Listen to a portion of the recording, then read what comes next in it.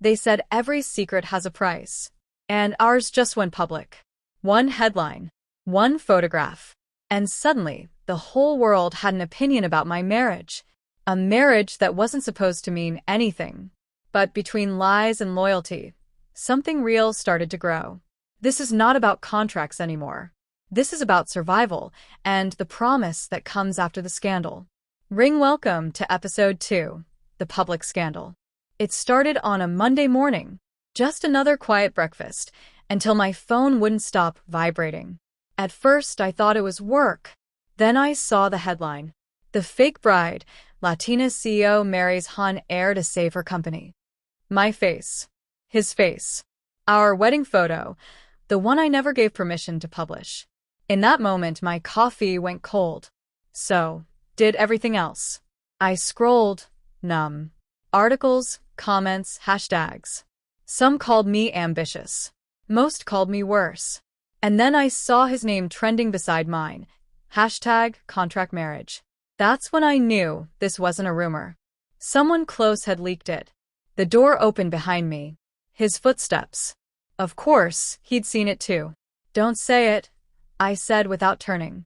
I don't want to hear that it's under control. He stopped. You think I did this? I think someone from your side did. And you'll still protect them, like always. He moved closer, his voice low but sharp. You think I wanted this? My name, my family, dragged through the mud. Welcome to my world, I said. Except I was born in it. You just got dirty for a day. The silence after that was worse than shouting. Because this time, it wasn't about pride. It was about trust. And how fragile ours had become. By noon, the world had already chosen sides. But no one knew the truth. That we'd stopped being a lie a long time ago. By evening, the scandal had reached his family. When Mrs. Han called it a family dinner, I knew it wasn't an invitation, it was a summons. The table looked like a stage. Crystal glasses, silver cutlery, cameras of judgment everywhere. No one smiled. Not even the food dared to look comforting. His father started first, voice heavy like thunder. You've humiliated our name, Jamin. You and this arrangement. I kept my head high. I'd faced worse storms than this family's disappointment. But then his mother looked at me. That smile again, sharper than glass. I suppose this kind of publicity helps your business, doesn't it? The table went quiet. Every word was an arrow aimed at my dignity. I answered calmly. If survival looks like ambition to you, Mrs. Han, then yes, I've always been ambitious. The room went cold. Someone tried to change the subject, but he didn't let them. Enough, he said. His voice wasn't loud, but it carried. You want to talk about humiliation? Then look at yourselves.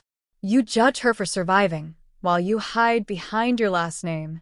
Every eye turned to him. Every breath stopped. I'd seen him angry before, but never honest. Mrs. Han stared, shocked. You're defending her? After everything? No, he said quietly. I'm respecting her. Something you should have done a long time ago. That dinner ended without dessert, without smiles, without victory. But as we walked out, side by side, I realized something. Sometimes the smallest defense feels louder than a confession. 2 days after the dinner, the Han PR team decided our silence was bad optics. So they scheduled a press conference. A room full of cameras. A table full of lies. They handed me a script, 2 pages of words I didn't write, and promises I didn't make. He got one too, but I could tell he wasn't going to read it. The flashes were blinding. The questions sharp. Mrs. Han, did you marry for money? Mr. Han, are the rumors about a contract true? Do you even love each other?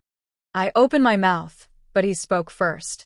Love doesn't always start the way people expect, he said calmly. Sometimes it begins as a deal and becomes something more. The room buzzed. He didn't blink.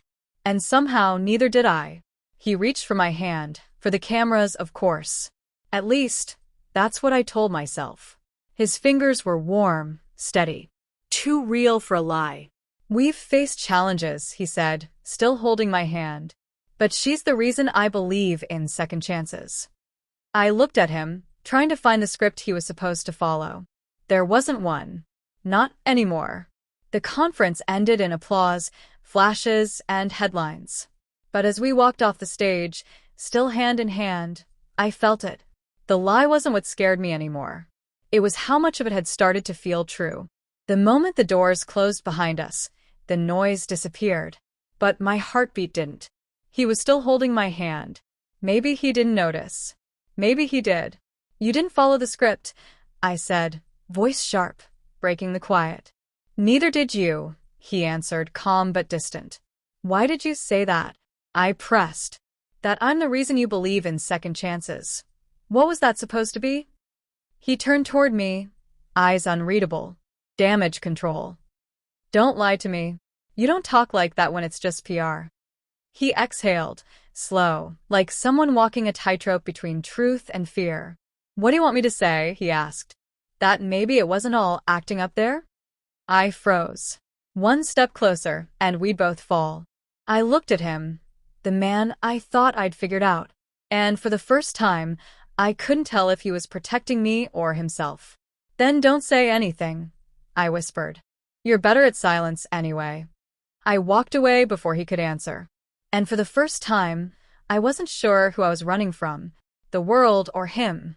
That night, the world believed our lie. But I started to wonder if he did too. The morning after the press conference, I stopped reading the comments. I told myself it didn't matter, that strangers didn't get to define me. But when my business partner called, her voice said everything. Investors are pulling out, Elena. They say the brand's too controversial now. Controversial. That was the word they used to erase me. My inbox flooded with hate. Photos, rumors, edited clips from the conference. Every post turned into proof of guilt. They called me names, mocked my accent, my culture, the same things he once said made me different. And for the first time since we married, I felt small. Not because of him, but because of them. That evening, my assistant told me something strange.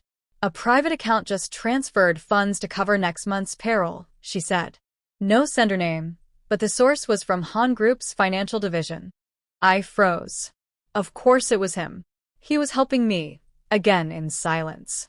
Because that's how he loves. Not with words, but with control. When he came home, I was waiting. You think money fixes everything?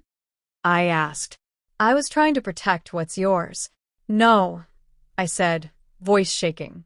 You are protecting what's yours. Your image, your peace, your guilt. He didn't deny it. He just looked at me, tired but steady. You can hate me if you want, he said softly. Just don't break what I'm trying to hold together. I wanted to scream, to tell him I didn't need saving. But maybe part of me did. And that was the part one couldn't forgive. The city didn't sleep that night. But I did my best to disappear into the dark, barefoot, standing on the balcony, letting the rain-soaked air sting my skin. For once, I didn't want to fight. I just wanted to breathe. Then I heard him. Quiet steps. That familiar hesitation in every movement. You shouldn't be out here, he said softly. Why? Afraid I'll jump? He didn't answer, just stood beside me, close enough to share the silence.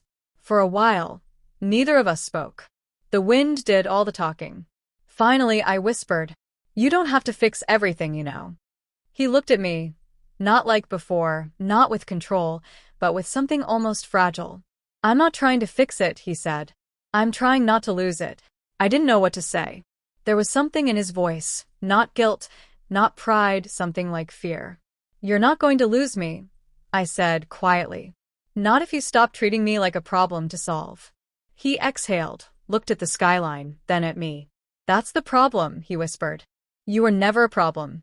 You just scared me. The air between us changed. Not warmer, not colder, just real. We didn't touch. We didn't smile. But for the first time, we didn't lie either. Sometimes, that's how love begins. Not with a kiss, but with honesty at 2 a.m. The PR team called it damage control. A public date. A carefully staged afternoon with cameras in the distance, smiles rehearsed, and a list of topics we were allowed to discuss. They booked the most expensive cafe in Seoul. Flowers, candles, flashbulbs hidden behind tinted glass. All I had to do was sit across from him and look in love. Easy, right? You should smile more, he said under his breath. You should give me a reason, I replied. The waiter brought wine. We clinked glasses, too perfectly. Flash. For the cameras, he leaned closer. You're good at pretending, he whispered. So are you, I said. But you blink when you lie. His jaw tightened. And then he smiled, small, reluctant, real.